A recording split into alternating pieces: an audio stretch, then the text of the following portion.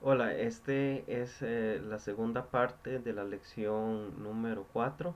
Vamos a hablar de lo que son estimación y métricas, que ya vimos en la lección anterior que tienen que ver con definir si el TLM generado en la síntesis del sistema cumple o no con las restricciones impuestas como entrada.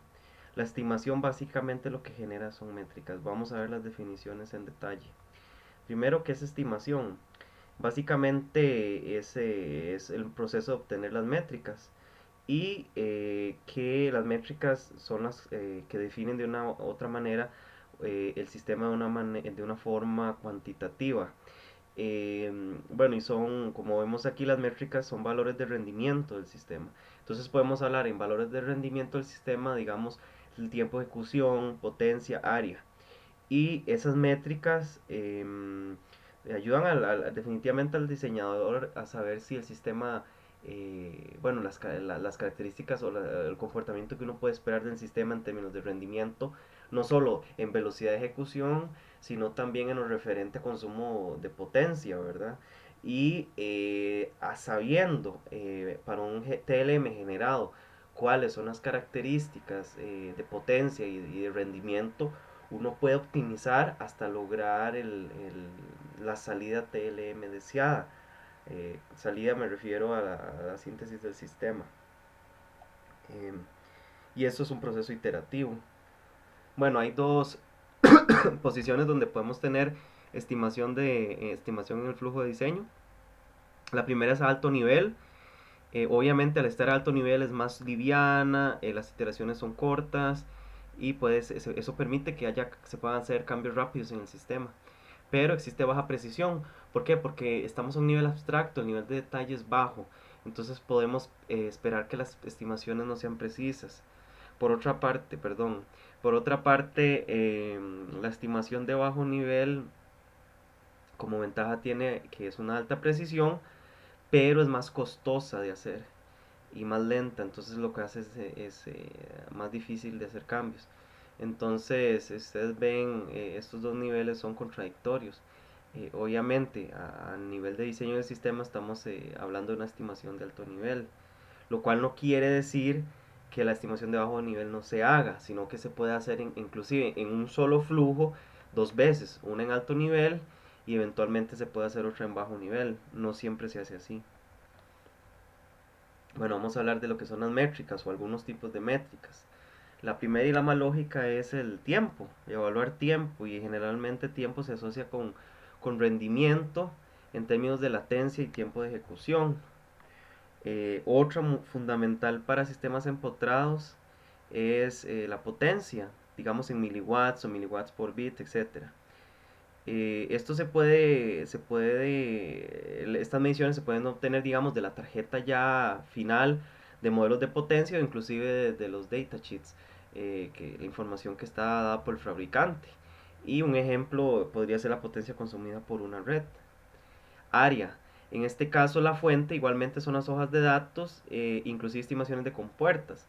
Y bueno, entonces el ejemplo es el área del chip final, la más lógica. Obviamente cuando hablamos de una reducción, el tamaño de las nuevas tecnologías que tienen los canales de los transistores o de los gates más pequeños, entonces todo se miniaturiza. Y entonces el área es fundamental hoy en día, con esa tendencia a hacer todo más pequeño. El costo también, el dinero es lo que manda, ¿verdad? Y entonces, por ejemplo, un ejemplo sería el costo por chip.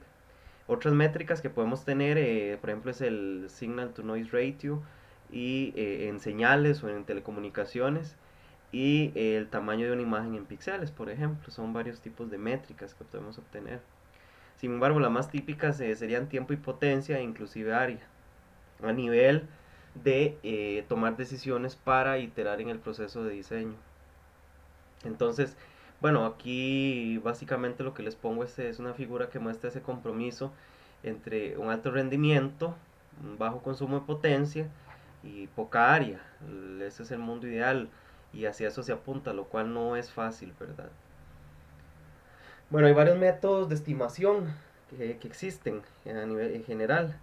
Bueno, los que están a nivel del sistema, lo que queremos estimar son métricas. Por ejemplo, digamos, en este caso estamos hablando de un delay o latencia.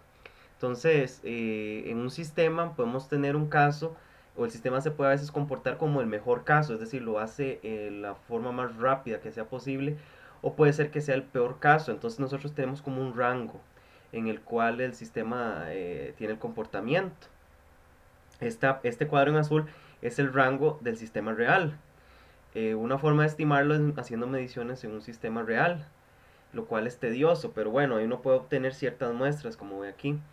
La simulación podría ser un poco más eficiente, pero inclusive nos podría dar menos muestras. Después está, por ejemplo, una forma probabilística de determinar el rango entre el sistema o el tiempo de ejecución en el mejor caso y en el peor caso. Y después está el análisis formal o el peor de los casos, que se llama análisis worst case execution time análisis, en donde se hacen mediciones conservadoras que idealmente son conservadoras en el sentido que si este es el worst case real, la estimación debería estar por encima. Y si el best case es este, la estimación debería estar por debajo. Eso lo que nos hace es generar un rango ahí de confianza. Vean que, bueno, volviendo al ejemplo, esto del best case y worst case podría ser, digamos, el tiempo que dura una aplicación ejecutándose. En el mejor de los casos es, por ejemplo, cuando la caché se comporta muy eficientemente y eso hace que el tiempo de ejecución sea bajo.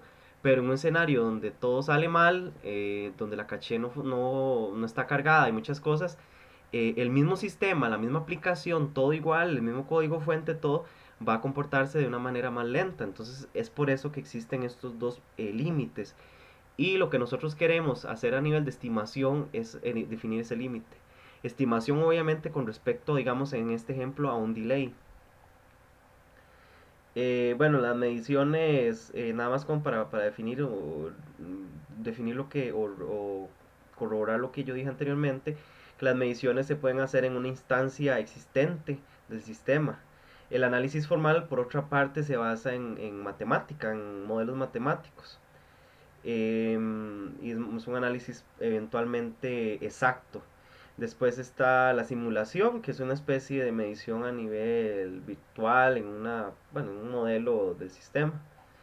Y el estadístico, que se utilizan modelos probabilísticos y estadísticos para definir el mejor caso y el peor caso.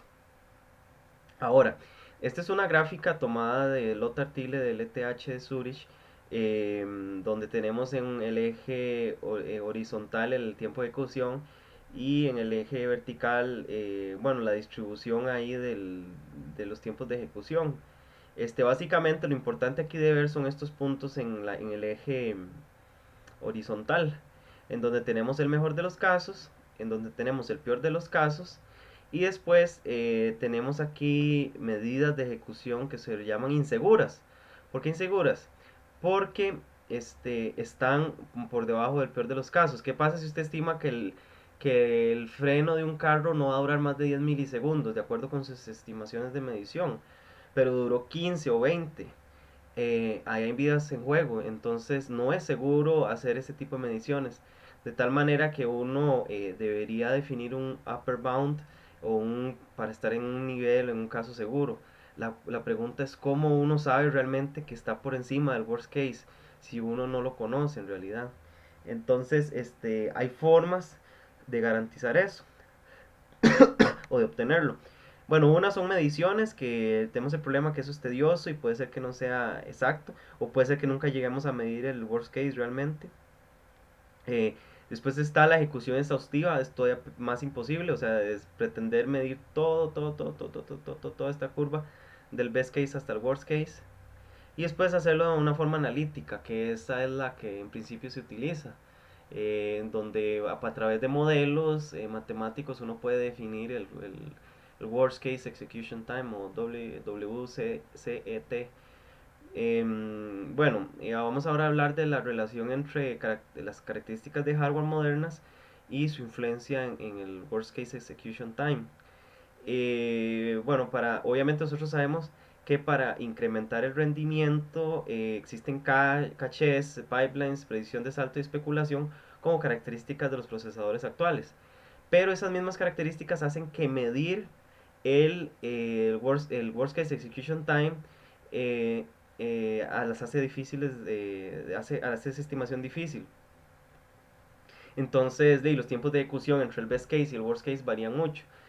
Ahora vamos a definir exactamente qué se conoce como el mejor de los casos. En este caso, el mejor de los casos significa que todo corre sin problemas, es decir, no existen misses de caché, los operandos están listos, los recursos están listos y los saltos son predecidos correctamente. O sea, un mundo ideal, el mejor de los casos.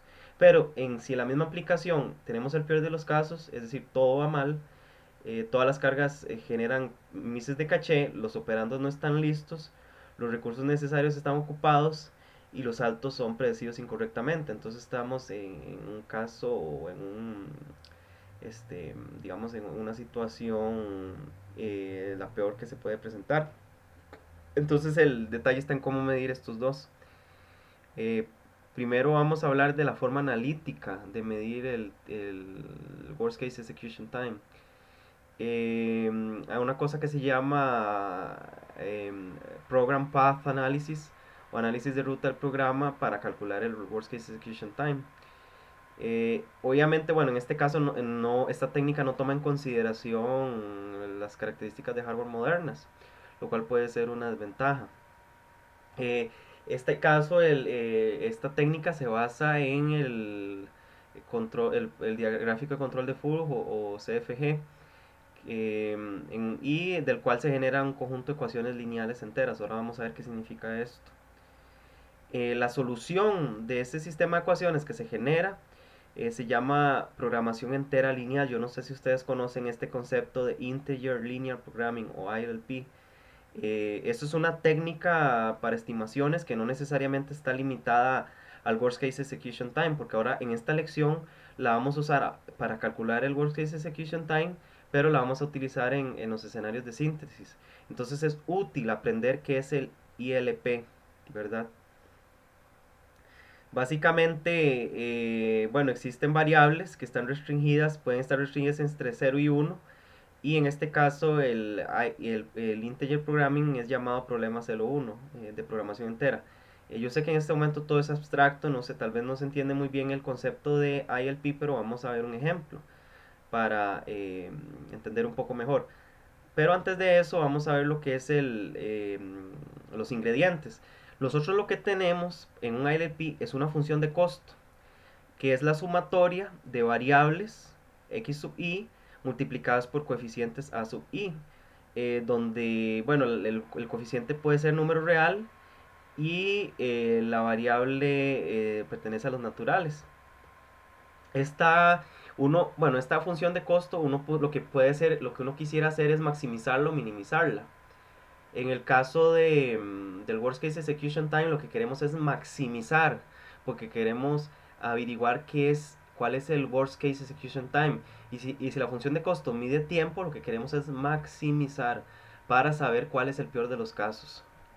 Pero esta función de costo se evalúa con base en restricciones que limitan, por ejemplo, bueno, los X que se utilizan o los A o ciertas cosas de la implementación.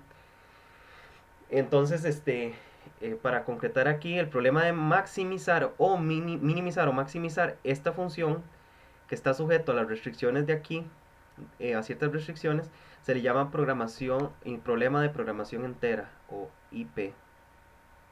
Vean que otra vez encontramos otro acrónimo para IP, Integer Programming o programación entera.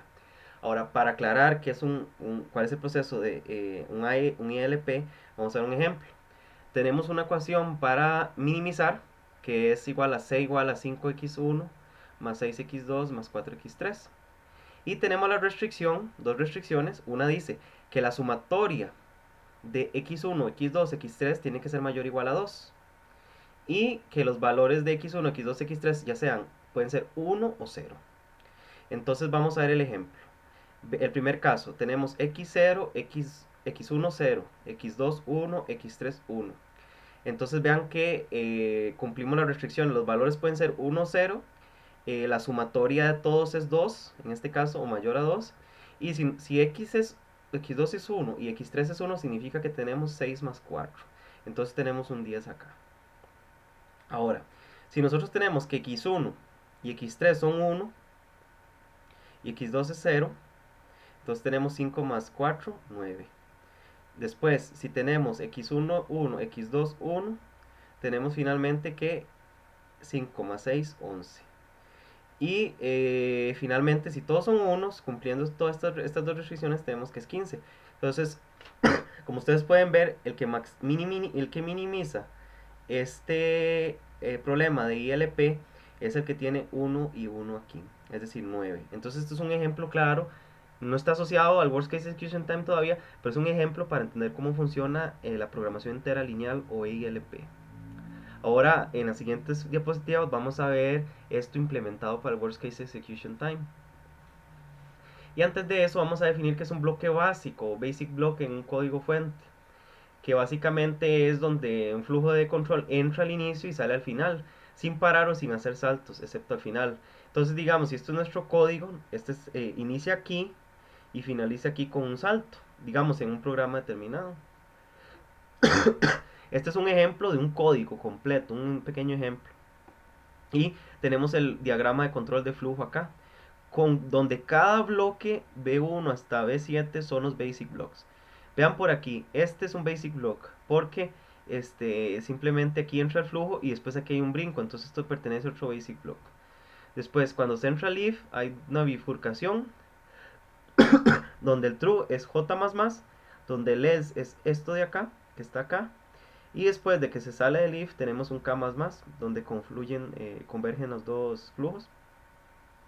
Y se itera, si K es menor a 10, se itera otra vez y si no se sale.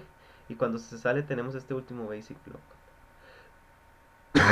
Entonces, es bueno entender cómo generamos los bloques básicos a partir de un código fuente y cómo dibujamos este diagrama de control de flujo. Bueno, ¿cómo se calcula el Worst Case Execution Time? Bueno, en un programa tenemos n bloques básicos, donde cada bloque básico tiene un Worst Case Execution Time cada uno. Y el X determina el número de veces que se ejecuta cada uno de esos bloques. Entonces nosotros formulamos el problema con LP aquí, donde es la sumatoria de 1 hasta n, o sea, de todos los bloques, multiplicando el Worst Case Execution Time de cada bloque por el número de veces que se ejecuta cada bloque. Entonces los valores del Worst Case Execution Time de cada bloque se hace un análisis estático, es decir, no se simula, simplemente se ve de código. Entonces la pregunta es ver cómo se determina el XY.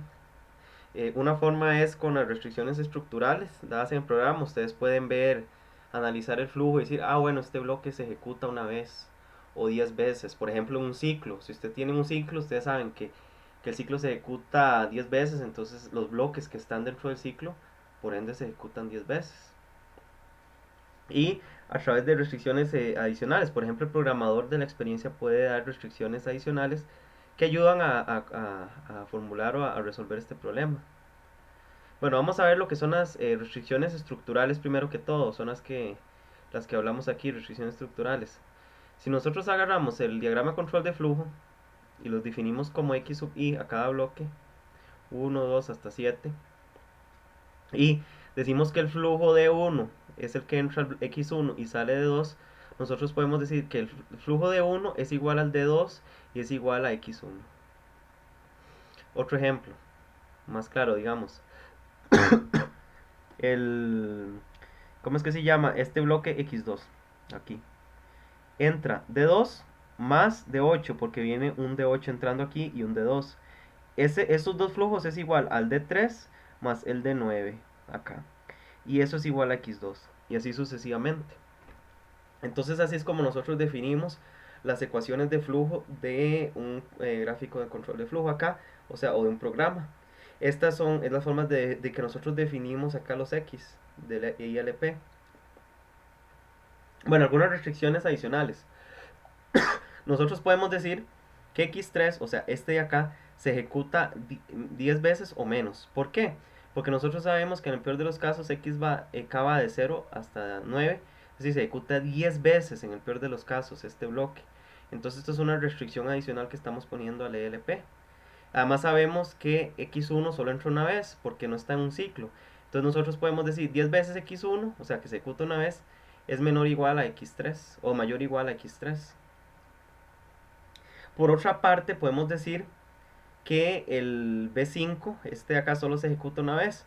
¿Por qué solo se ejecuta una vez? Si ustedes ven el código, el OK solo entra una vez como si fuera una inicialización. Lo pone como true y las siguientes veces el flujo se va a ir por acá. Entonces aquí que lo que decimos, como sabemos que x1 se ejecuta una vez, multiplicado por 1, eso estamos restringiendo a que x5, estamos diciendo al problema, x5 solo se ejecuta una sola vez. ¿Por qué? Porque nosotros por lógica decimos, ok, el OK en todo este programa solo se hace true una vez, y si se hace true, una vez que se hace true la primera vez, el flujo siempre va a ir por acá. Entonces el x5 solo se ejecuta una vez. Entonces son observaciones que el programador puede agregar por experiencia. Finalmente, nosotros podemos definir como el cálculo del Worst Case Execution Time como la maximización de las ecuaciones estructurales, que son estas acá, la sumatoria de los Worst Case Execution Time de cada uno de los bloques básicos, y además las restricciones adicionales que acabamos de hablar. O sea, tenemos tres elementos acá. La idea es maximizar esta ecuación, y eso, como estamos maximizando, lo que nos va a dar es el worst case execution time. Ustedes no van a tener que resolver esto, porque esto generalmente se resuelve por programas de software, porque es muy pesado. Lo importante es que ustedes sepan plantear este problema. Bueno, después tenemos el profiling, que es todo, bueno, es una técnica para medir ciertas o estimar ciertas métricas de un sistema. Es como una medición básicamente que se hace. Y hay tres categorías que podemos hacer profiling a nivel de computación. Por ejemplo, lo que es el número de operaciones, operaciones por tipo de datos y frecuencia de uso, concurrencia de módulos y dependencia. También podemos medir lo que es la comunicación en términos del volumen y la frecuencia de la comunicación entre módulos, dependencia temporal y requerimientos de latencia. Y otra métrica es en términos de almacenamiento, o sea, el tamaño de las instrucciones y de las variables. Este es el flujo de datos de profiling. Tenemos una parte dinámica que se basa en un código instrumentado, porque nosotros el código tenemos que meterle instrucciones para medir tiempo. O sea, se instrumenta el código, es un poco invasivo en ese sentido. Entonces, dependiendo de la plataforma, hay algunas que ofrecen una API de instrumentación. De otra manera, habría que ver, por ejemplo, en C, cómo medir tiempo de ejecución en el mismo código. Una vez que tenemos la aplicación instrumentada, se simula, y esa simulación genera una salida. O sea, uno puede tener las mediciones a términos de contadores, por ejemplo, de los resultados de esa instrumentación. Y después se hace un análisis estático de la aplicación. Entonces, la aplicación final con el profiling, o ya la medición final, está compuesta de una parte dinámica, que es la simulación, y una parte estática. El profiling de alguna otra manera es como medir o analizar una aplicación en términos de métricas. Y esa es fundamental para el diseño a nivel del sistema. Bueno, existen también estimación con respecto al TLM. O sea, porque recordemos que las estimaciones anteriores lo que nos hacen es obtener métricas de rendimiento del sistema, recuerden, para saber que el sistema generado cumple con los requerimientos. Por eso es que calculamos el Worst Case Execution Time. Porque si ese Worst Case Execution Time no cumple con los requerimientos, tenemos que mejorar el sistema, optimizarlo. Ahora, esas estimaciones, el profiling y el cálculo de Worst Case Execution Time son técnicas generales de estimación. Pero como nosotros en este caso estamos hablando de generación de TLM, también podemos tener estimaciones relacionadas con el hecho que estamos usando un TLM. Bueno, varias métricas en este caso pueden ser evaluadas mediante la simulación de un TLM. Una de ellas es la notación de tiempo. Es decir, nosotros ¿cómo es que se llama? Metemos como instrucciones en el TLM y para estimar mediciones en términos de las operaciones de computación y la comunicación. Este es un, este es un ejemplo de cómo se hace la estimación de tiempo. Básicamente nosotros tenemos un TLM funcional sin ningún tipo de información temporal y tenemos un modelo del procesador. El asunto es que nosotros queremos que el modelo TLM generado al final tenga información de tiempo para que cuando nosotros lo simulemos nos dé como resultados más realistas. Por ejemplo, si nosotros tenemos el modelo del procesador, este modelo nos da información acerca del tiempo de ejecución de un proceso determinado en un elemento de procesamiento. Entonces, el modelo del procesador más el TLM funcional eh, son los dos ingredientes que nos hacen, que son la entrada de la estimación de tiempo y eso tiene como salida un TLM con weights, por ejemplo. Estos weights de lo que dicen, lo que hacen es darle como el contexto de tiempo al TLM final. Entonces se le conoce como timed process. Para la comunicación es exactamente lo mismo. Nosotros tenemos aquí una comunicación, tenemos en vez de un modelo del procesador, en este caso tenemos un modelo de protocolo. Entonces al TLM sin funcional y el modelo del protocolo son los ingredientes de entrada para lo que es la estimación de tiempos y eso lo que nos genera en la salida es que el TLM en la salida tenga información temporal por medio de weights y en ese caso ya tendríamos tanto la computación como la comunicación ya incrustados en el TLM y eso nos da un TLM más realista. En el siguiente video veremos lo que son los escenarios de sintetización a nivel del sistema.